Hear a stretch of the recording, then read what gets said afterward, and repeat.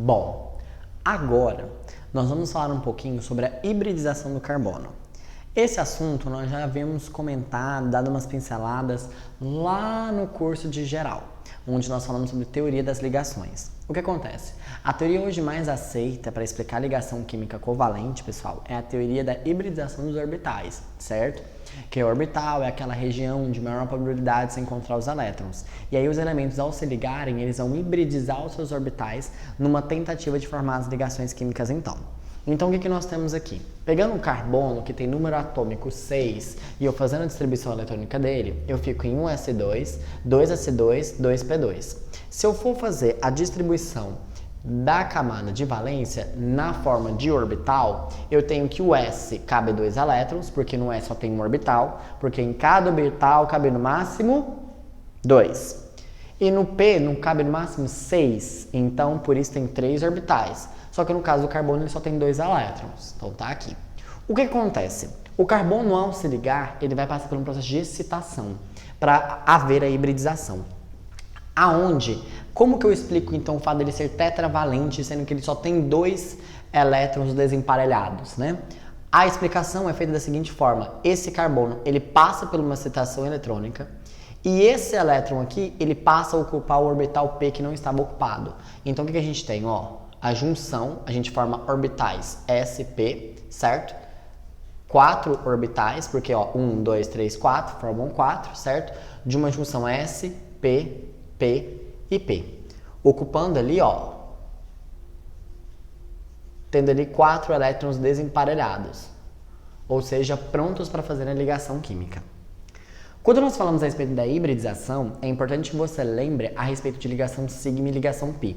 Aí por isso eu coloquei um lembrete. A ligação sigma é aquela que ocorre entre o eixo internuclear e ela é uma hibridização de orbitais S com orbitais P.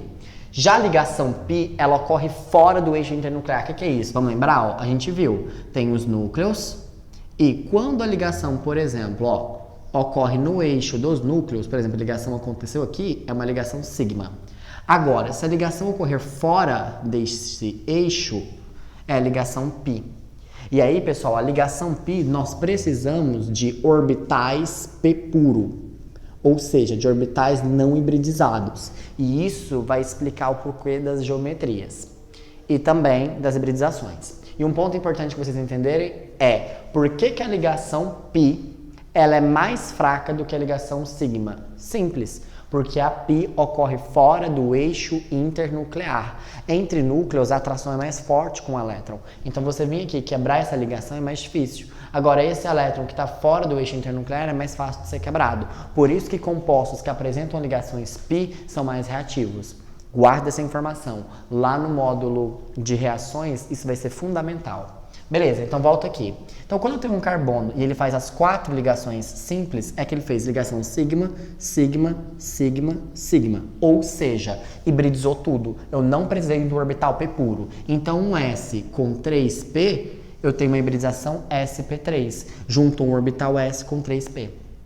Agora, se esse carbono faz uma dupla e as outras simples, o que é a dupla? A dupla, gente, é uma ligação sigma e uma ligação π.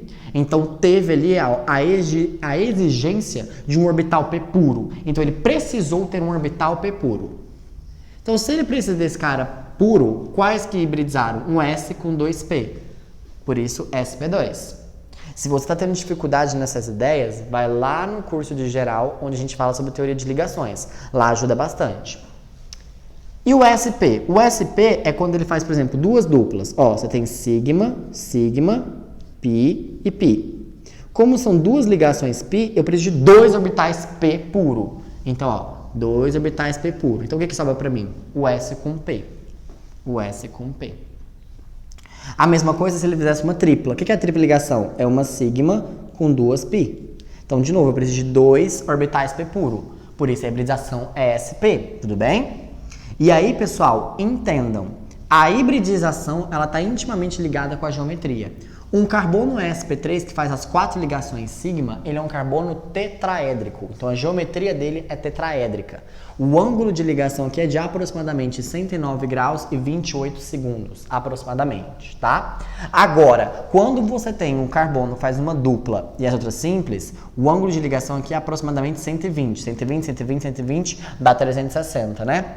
E aí, ó, é trigonal planar. Diferentemente do carbono tetraédrico, que é 3D, 3 dimensões, olha aí uma imagem, esse carbono aqui já é planar, ele cabe num plano, por isso trigonal planar, tudo bem?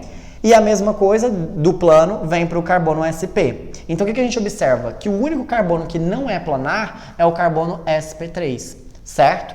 Todo o composto que apresentar então a ligação π, ele vai ser um composto planar, que a gente consegue colocar todos os átomos ligantes ali no mesmo plano. E aí, ó, quando você tem a hibridização sp, um ângulo de 180, ó, certo? Você tem uma geometria linear. Aí você fala, putz, João Vitor, como é que eu vou lembrar disso? Tem um macete muito bom. Quantas ligações o carbono faz? 4. De novo. Quantas ligações o carbono faz? 4. Deixa eu guardar o giz para fazer o macete aqui. Ó, ele faz 4 ligações.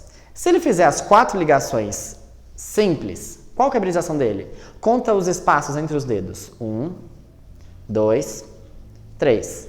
Então a hibridização dele é sp3. Se ele fez uma dupla e as outras simples, continua sendo 4, tá vendo? Ó? Dupla e as outras simples. 1, 2, o espaço entre os dedos, 2 espacinhos. Então a hibridização é sp. E se ele fizer, vou fazer com essa mão, se ele fizer 2 duplas, só tem um espaço, sp. E se ele fizer uma tripla, somente um espaço, sp também. Então é um macete muito bom. Quantas ligações o carbono faz? 4. Se ele fez as 4 ligações simples, 1, 2, 3, sp3. Se ele fez as 2 duplas, por exemplo, sp. Se ele fez uma dupla e as outras simples, 1, 2, sp2. E lembrem-se, todo carbono sp3 é tetraédrico, todo carbono sp2 é trigonal e todo carbono sp é linear. E um ponto importante que você deve lembrar é que esses dois aqui, ó, meus queridos, são carbonos o quê? Planares. Certo? O que é falar planar? Que você consegue traçar um plano com o carbono e os seus ligantes. E aqui, ó, enfatizando então aquela ideia. Então, numa ligação dupla, você tem a sigma e a pi. A pi, ela é a junção de 2 orbitais p puro, tá vendo? Fora do eixo internuclear, por isso ela é fácil de ser quebrada. Guarda essa informação. Enquanto a ligação sigma, ela ocorre entre os núcleos, certo? E por isso é uma ligação difícil de ser quebrada. Uma vez guardada essa informação, vamos ver então a classificação das cadeias. Ah, não, na verdade, antes a gente ver a classificação, vamos ver como é que a gente representa alguns compostos orgânicos antes da gente ver a classificação da cadeia. Presta atenção, é rapidinho.